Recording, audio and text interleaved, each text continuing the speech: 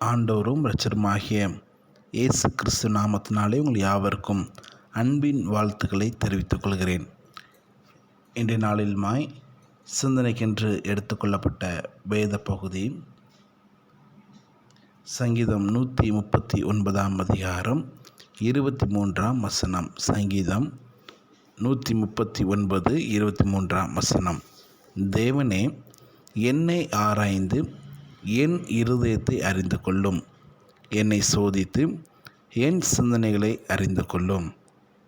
தேவனே, என்னை ஆராய்ந்து என் இருதயத்தை அறிந்து கொள்ளும். என்னை சோதித்து என் சிந்தனைகளை அறிந்து கொள்ளும் என்று சொல்லி இங்கே சங்கீதக்காரன் ஒரு வித்தியாசமான ஒரு ஜெப விண்ணப்பத்தை இந்த 139 சங்கீதத்திலே மிக தைரியமாக இதை ஏறெடுக்கின்றான். முதலாவது வசனத்திலே சங்கீதக்காரன் சொல்கின்றார், கர்த்தாவே, நீர் என்னை ஆராய்ந்து அறிந்திருக்கிறீர் என்று சொல்கின்றார். ஆனால் அது 23 வசனத்திலே சங்கீதக்காரன் குறிப்பிடுகின்றார், தேவனே, என்னை ஆராய்ந்து என்று சொல்லி அங்கே இந்த சங்கீதத்தினுடைய ஒவ்வொரு காரியங்களையும் அங்கே நிறைவு செய்கின்ற பார்க்கின்றோம். இந்த 23 வசனத்திலும் ஒரு 6 விதமான ரெக்யூஸ்டை இங்கே தாவீது ஜெப விண்ணப்பமாக ஆண்டவருடைய சமூகத்தில் வைக்கிறார். முதலாவது, ஆண்டவரே, என்னை ஆராய்ந்து சர்ச் மீ என்று சொல்லுகின்றார். இரண்டாவதாக, என்னுடைய இருதயத்தை நீர் அறிந்து கொள்ள வேண்டும் என்று சொல்லி நோ மை ஹார்ட் என்று சொல்லுகின்றார். அது மாத்திரமல்ல, மூன்றாவதாக, என்னை நீ சோதித்து பாரும் ஆண்டவரே, ட்ரைமி, என்னுடைய சிந்தனைகளை நோ மை தாட்ஸ் என்று சொல்லி நான்காவதாக சொல்லுகிறார். ஐந்தாவதாக, ஏதாவது என்னுடைய வாழ்க்கையிலே என்னுடைய இதிலே காரியங்கள் உனக்கு பிரியமில்லாத ஒரு விக்கெட் திங்ஸ் இருந்தால் அதை என்னிடத்திலிருந்து எடுத்துக்கொள்ளும் என்று சொல்லி அந்த என்னுடைய சிந்தனை எல்லாவற்றையும் அறிந்து அதை எடுத்துக்கொள்ளும் ஆண்டவரே.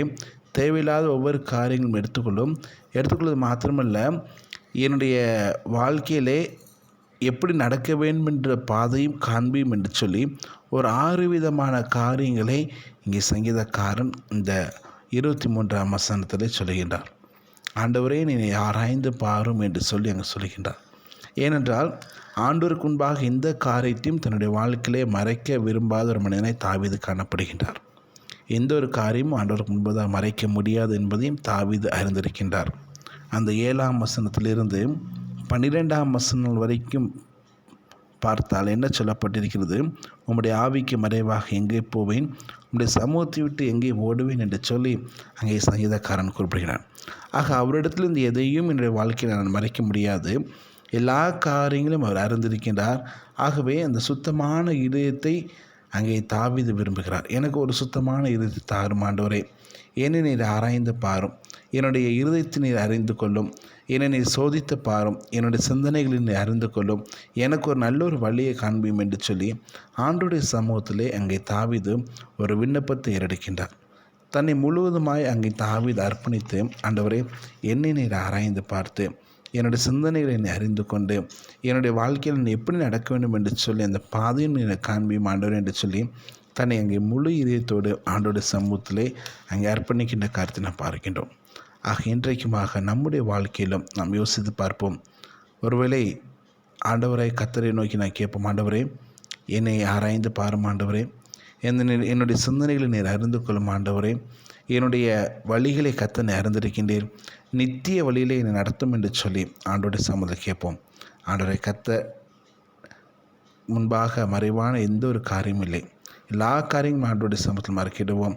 ஆண்டவர் நிச்சயமாய் நம் ஒவ்வொருடைய வாழ்க்கையிலும் அற்புதங்களையும் அடையாளங்கள் செய்ய தேவனாக இருக்கின்றார்.